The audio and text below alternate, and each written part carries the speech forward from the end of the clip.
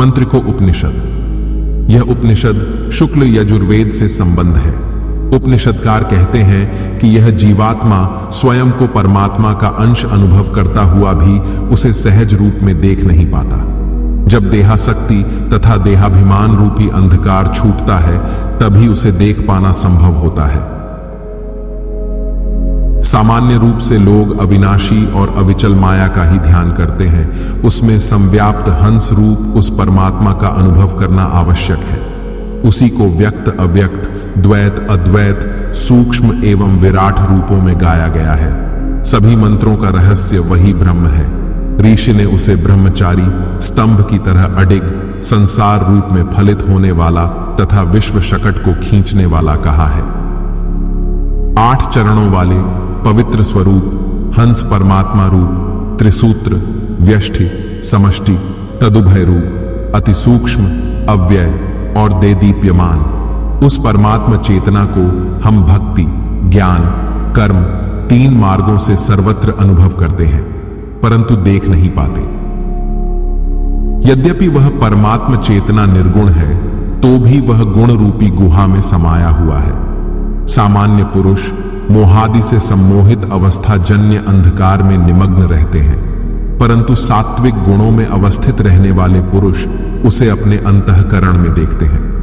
अन्य किसी प्रकार से भी ध्यान किया जाए तो भी उस परमात्मा चेतना को अज्ञानी पुरुष नहीं देख सकते, क्योंकि जगत में विकारों को जन्म देने वाली, अज्ञानी रूप वाली, 8 रूप वाली पंचभूत मन, बुद्धि, अहंकार, अजन्मा प्रकृति रूप माया का प्रभाव अविचल रहता है।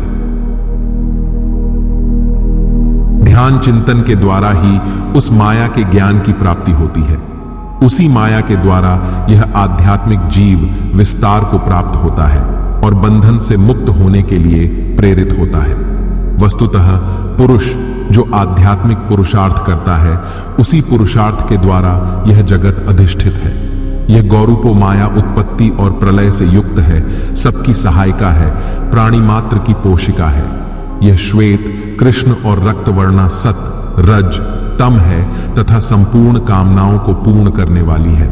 सभी जीव कुमार इस माया रूपी गौ के पथ का दोहन करते हैं, परंतु वह परम पुरुष इस माया के विषयों से भिन्न और अविज्ञात है। वह स्वयं स्वच्छंद रहकर सभी प्राणियों को वश में रखकर अकेला ही संपूर्ण प्राणियों में आत्म रूप में माया का पयःपान निर्लिप्त रहकर करता है। गौ अर्थात इंद्रियां, इन इंद्रियों के वश में रहने वाले ही बंधन में हैं। मायामय ये इंद्रियां हैं, इनको अपने वश में करो। अगर वश में नहीं किया गया तो हमें और भी कर्म बंधन में डालती रहेगी। सर्व साधारण द्वारा दुही जाती और याज्ञिकों द्वारा यजन की जाती हुई इस माया रूपी गौ का वह भगवान ऐश्वर्यशाली ध्यान चिंतन और क्रिया यौगिक क्रिया द्वारा उपभोग करता है और उसे अत्यंत व्यापक बनाता जाता है।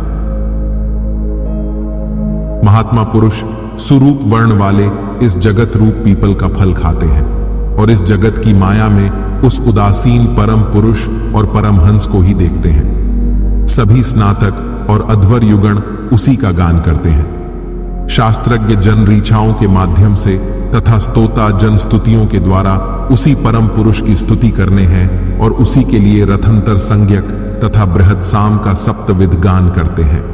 मंत्रों का रहस्य ही ब्रह्म है। उसी को भृगुवंशी श्रेष्ठ भार्गव लोग अथर्ववेदीय पद और क्रम के अनुसार पढ़ते हैं। यह परम पुरुष ब्रह्मचारी वृत्ति वाला, स्तंभ के सदृश अटल, जगत रूप में फलयुक्त, जगत रूप शकट का वाहक, रजोगुण से रहित, सत्वगुण संपन्न तथा अत्यंत व्यापक रूप में दिखाई देने वाला है। षडैश्वर्य संपन्न यह परम पुरुष भगवान काल रूप, प्राण रूप, मृत्यु रूप, शर्वरूप, महेश्वर रूप, भव रूप, रुद्र रूप, उग्र रूप, ससुर देवयुक्त तथा सासुर असुर युक्त भी हैं। वह परम देव, प्रजापति, विराट पुरुष और जलादि देवताओं के रूप में सबके लिए स्तुति करने योग्य है। अथर्ववेद द्वारा उसके व्यापक रूप का परिज्ञान होता है। कोई उसे 26वां तत्व कहते हैं, कोई 27वां तत्व कहते हैं। अथर्वशीर उपनिषद के ज्ञाता उसे निर्गुण सांख्य पुरुष कहते हैं। कोई उसे 24 संख्यक तत्वों वाला सांख्य दर्शन, कोई उसे व्यक्त जगत और कोई अव्यक्त प्रकृति मानते हैं। कोई उसे द्वैत जीव ब्रह्म और कोई अद्वैत ब्रह्म मानते हैं। इसी प्रकार कोई उसे 3 रूपों ब्रह्मा, विष्णु, महेश वाला और कोई 5 रूपों वाला ब्रह्मा, विष्णु, महेश, गौरी और गणेश मानते हैं। अनेक ज्ञान दृष्टि संपन्न विद्वान ब्रह्म सबसे बड़ा तथा चैतन्य रूप से लेकर जड़ पदार्थों तक में एक ही अतिशुभ्र शुद्ध व्यापक सर्वोच्च सत्ता को व्याप्त हुआ अनुभव करते हैं। यह संपूर्ण जड़ चेतन जगत उस ब्रह्म में ही समाया हुआ है। जिस प्रकार नदियां बहती हुई समुद्र में विलीन हो जाती हैं, उसी प्रकार यह संपूर्ण जगत भी उस ब्रह्म में ही लय को प्राप्त होता है। जिस प्रकार पानी का बुलबुला पानी से उत्पन्न होता है और पानी में ही लय हो जाता है, उसी प्रकार जिसमें संपूर्ण जीव पदार्थ जन्म लेते हैं तथा जिसमें लय होकर अदृश्य हो जाते हैं, उसी को ज्ञानीजन ब्रह्म कहते हैं। वह क्षेत्रज्ञ रूप में संपूर्ण प्राणियों में अधिष्ठित होता है और वह कार्य के पीछे समस्त कारणों को जानने वाला होता है।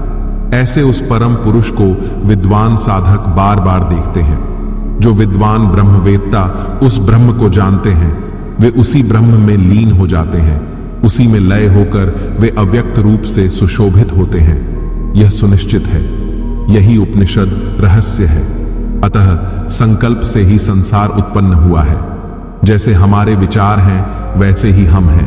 अतः ब्रह्म रूप ओंकार का निरंतर जप और सद्गुरु भगवान का ध्यान करने से हम शाश्वत ब्रह्म को प्राप्त हो जाएंगे। ओम शांति विश्वम।